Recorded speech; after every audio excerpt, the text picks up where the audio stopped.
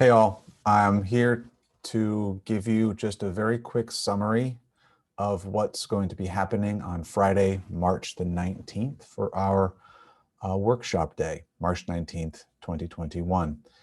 This is going to be the final full workshop day that we're going to have this school year. So there have been a lot of discussions about what to do and how to do it and what we should be thinking about, etc. And I want to give you a little bit of background about what's happening and why. So over the last couple of years, the MSAD 46 Educator Effectiveness Steering Committee, which does oversee the teacher evaluation system, has been looking at transitioning to an updated model of the Marzano teacher evaluation model. This model is called the Focused Teacher Evaluation Model, and I'm going to call it FTEM.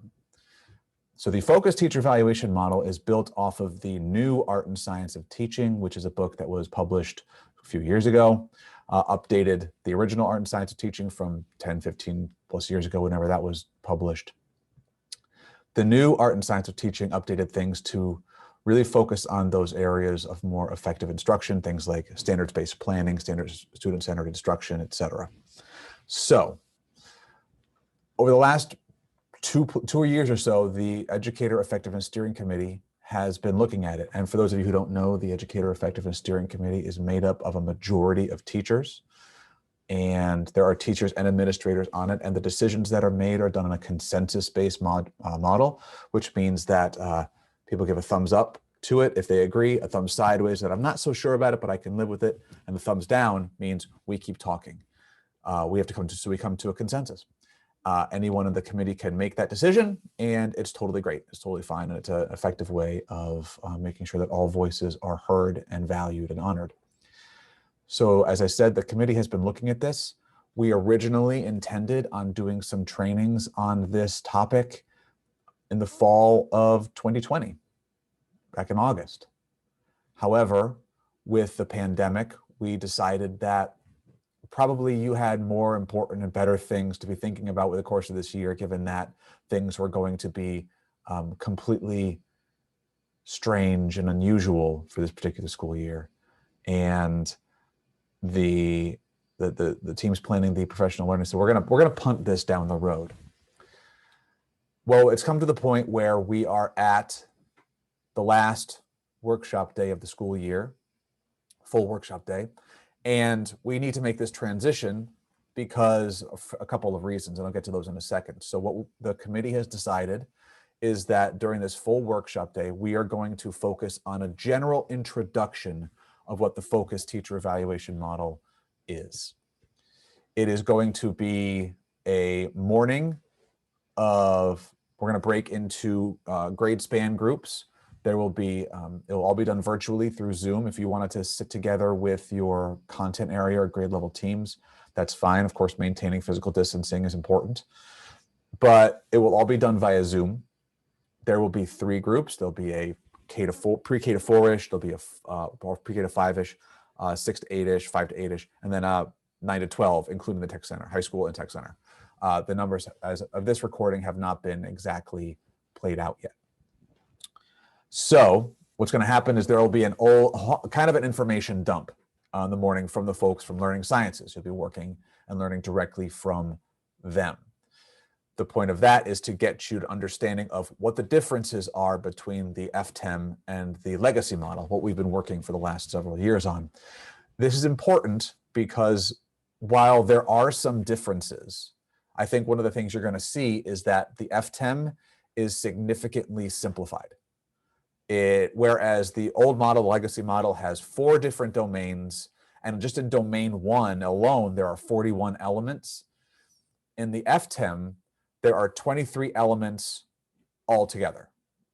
So what it has done is it's combined a bunch of the elements, especially in terms of the engagement and the low expectancy, et cetera, those areas, and said, those are all conditions for learning, and kind of lumped them all together. You'll learn about that, about how it's the same model, it's the same research, the same stuff, but some of the titles and things are a little bit different.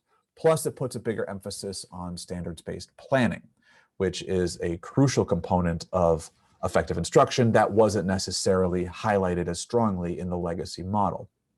So you're going to learn about how it is different, but it's also very similar. The changes aren't that big. This is important because, one, we want it to be an updated model, but two, we also have heard how complicated or how complex getting the system is to do your self-assessments and to follow everything, and which elements do we use. So it's intended to simplify. Like I said, that will be done in the morning on the 19th. Then in the afternoon, it'll be an opportunity for you with your grade level or content area teams to explore. And one of the things that I will do that afternoon is open up a quick room and show folks how they can go and access the forms, look at different particular materials or discussion groups and resources in iObservation to help along with it, to help learn about it.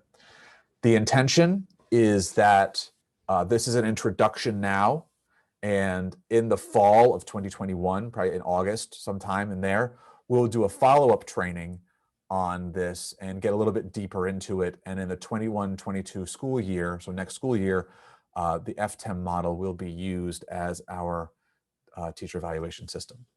So this is an opportunity to learn about it now and to start thinking about it so that the committee and that the system has time to transition and plan over, so that when we can get started in the fall, it will be more or less, or attempt to be, seamless. And that's it. That's the day. That's why we're doing it this way. And we needed to make this transition. The committee has been committed to making this transition.